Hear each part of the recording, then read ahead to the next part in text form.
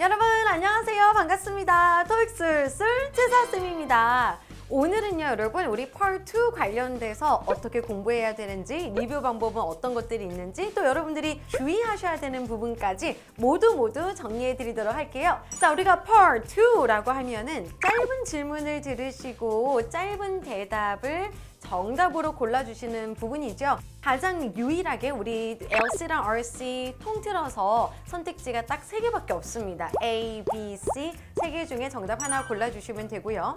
Part 2는 총 25문항으로 이루어져 있기 때문에 Part 1이 딱 6문항이죠. 6번이 끝나고 난 다음에 7번에서부터 31번까지 25개의 문제를 여러분들이 집중적으로 풀어주셔야 됩니다. 여러분들이 나중에 공부를 막 하시다 보면요, 생각보다 LC 중에서 제일 짜증나는 거, 나를 가장 괴롭히는 게 바로 이 Part 2구나, 발목 잡는 파트구나 라고 생각하시게 될 텐데요. 아무래도 그 이유가 볼만한 정보가 일단 전혀 없죠. Part 1은 사진 보시면 되고요. Part 3랑 Part 4도 질문이나 ABC를 읽으실 수 있는데 Part 2는 오로지 여러분들의 이 청각 능력에만 집중이 되어져 있다 보니까 일단 어렵고요. 지겹기도 하고 집중력이 떨어지겠죠. 그리고 요즘 들어서 정말 많이 어려워지는 이유 중에 대표적인 게 바로 의외의 응답이 많이 출제되고 있습니다. 자, 그러면 일단 Part 2에서 가장 기본적인 것부터 말씀드리면서 공부 방법 알려드리도록 할게요. 우리 WH questions라고 해서 when이나 who, 또 뭐 which, 아니면은 뭐 where 이런 질문들 쭉쭉쭉 나오는 것들을 우리가 WH questions라고 하죠. 걔가 가장 먼저 많이 출제가 되고 있습니다. 총 25문항 중에서 약 10문항 정도를 차지한다라고 생각하시면 될 정도로 많이 차지하고 있고요. 그 다음에 일반 의문문, 또 or이 들어가서 A 고를래요, B 고를래요 라고 물어보는 선택 의문문, 그리고 부가 의문문 들어보셨나요 여러분? 이렇게 평소문 다음에다가 그렇지, 맞지 라고 다시 한번 물어보는 꼬리 의문문도 나오고, 제안이나 요청, 뭐뭐 해주시겠습니까? 뭐뭐 해도 됩니까? 이런 제안 요청 의문문과, 그리고 이제 간접 의문문이라고 하는 것은 요즘은 거의 안 나오는 추세긴 해요. 그래도 어쨌든 간접 의문문도 있긴 있구나 라는 거 알고 계시면 좋겠고, 마지막으로 평소문이라고 해서 일단은 자주 나오는 그 question, 질문 형태에 대해서 여러분들이 먼저 이해를 해주셔야 되겠죠. 예를 들어서 who라고 물어봤을 때에는 사람 이름, 회사명, 부서명, 직책명, 그리고 직업이라든지 인칭대명사 따위가 정답으로 자주 나온다. 이게 일단 가장 기본 틀이에요. where이라고 물어본다면 각종 전치사 다음에 장소명사가 들어가면서 거기에 사람이 있을 만한 장소인지 사물이 있을 만한 장소인지를 확인해 주시는 게 좋겠고, 추가적으로 where이라고 물어봤을 때에는 출처를 물어보는 걸 수도 있어요. 야, 너 그거 어디서 났어? 이렇게 물어볼 수 있잖아요. 그러면 리사가 줬어, 마크가 줬어 이런 식으로 출처에 대해서 물어볼 수도 있으니 이런 기본적인 것들을 여러분들이 먼저 공부를 해주셔야 돼요. 그래서 Part 2 아무리 뭐 의외의 응답 많이 나온다 이렇게 제가 여러분들에게 말씀드렸지만, 의외의 응답을 먼저 공부하시기 전에 기본기가 먼저 탄탄하게 잡혀져 있어야 되겠습니다.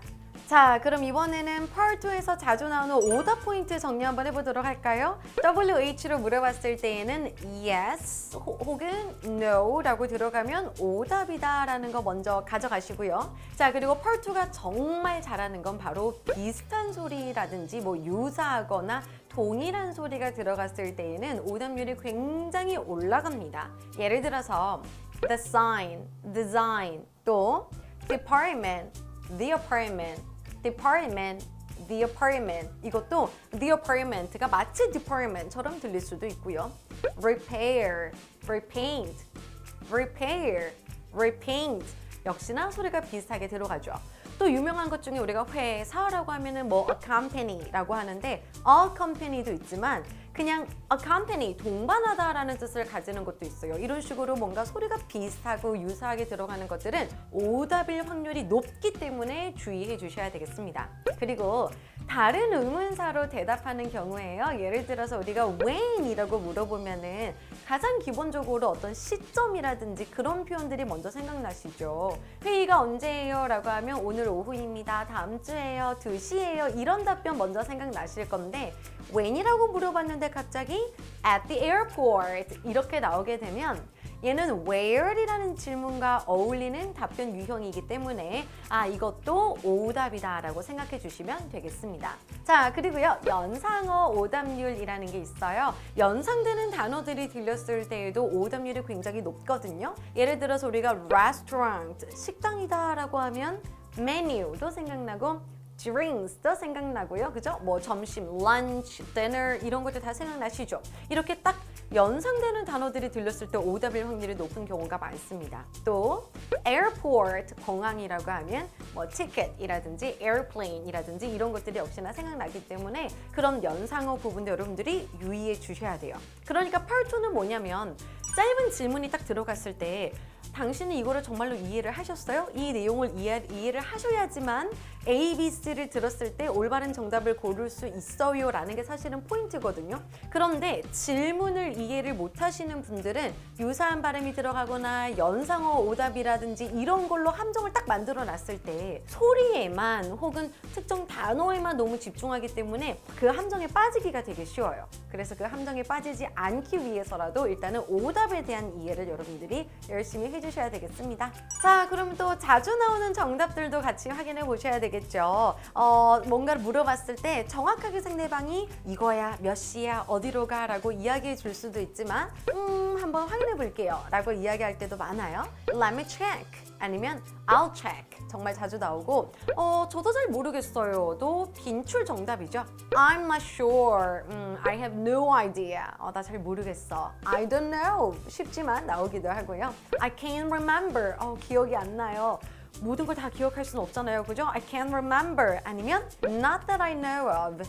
Not that I know of 아니면 not that I'm aware of. Not that I'm aware of 라든지 not that I know of 라고 들어가면은 제가 알기로는 아니다. 제가 알기로는 아닌데요. 제가 인지하고 있기로는 아닌데요. 이런 식의 해석을 해주시면 됩니다.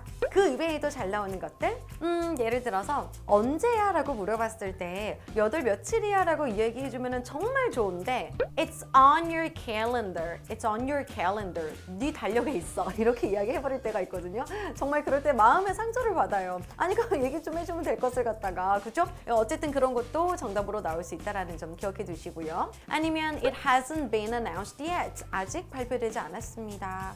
We haven't been noticed yet 이라고 하면 저희는 아직 공고받지 못했다. 뭔가 어떤 소식을 들은 게 없다. We haven't been noticed yet 이라고 하면 우리도 모른다 라는 뜻으로 보시면 되겠고요. Well, it depends on David. 데이빗한테 달렸어요. 그러니까 데이빗이 결정권자고 궁금하면 데이빗한테 물어봐 이렇게 들어가는 거죠. 또 ask the manager in charge 담당하고 있는 매니저한테 한번 물어보세요 라고 뭔가 이렇게 좀 우회적으로 돌려서 표현하는 것도 정답으로 자주 출제되고 있습니다. 자, 그래서 정리를 해보자면 Part 2에서는 기본적으로 나오는 질문과 대답 유형을 먼저 익히시고요. 그 다음에 의외의 응답이 자주 출제되고 있기 때문에 가장 적절하게 정답이 될 수 있는 문장을 고르는 연습을 많이 해주셔야 돼요. 그것을 위해서는 속어법으로 풀어주셔야 되겠죠. 비슷한 소리라든지 연상어라든지 뭐 when으로 물어봤는데 where의 답변이 들어갔다라든지 WH로 물어봤는데 yes, no가 들어갔다라든지 이런 것들을 최대한 활용하셔서 일단 버릴 거는 최대한 버려주시고 그 다음에 이렇게 좀 유연한 답변이 나올 수도 있겠다라는 것을 문제를 푸시면서 연습해 주셔야 됩니다. 자, 그럼 이제 리뷰하는 방법 같이 확인해 보셔야 되겠죠. 여러분 강의나 독학을 하시고 난 다음에 나 이거 맞았네? 이거 틀렸네? 하고 끝내시면 안 됩니다. IELTS는 리뷰가 또 생명이기 때문에 Part 2를 어떻게 리뷰하면 좋은지 알려드리도록 할게요. 가장 먼저 Part 2 리뷰하실 때 딕테이션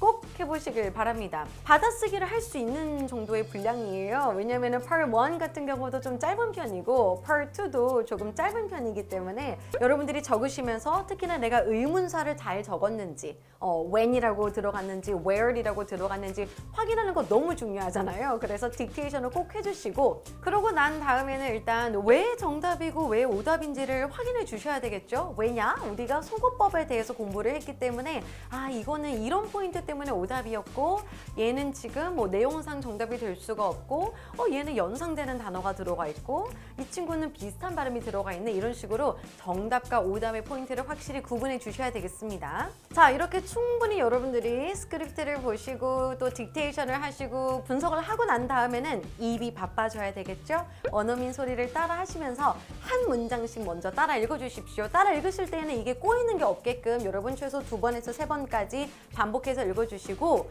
그 다음에는 스크립트를 안 보고 다시 들으면서 한번 풀어보세요. 그러면 확실히 잘 들리실 겁니다.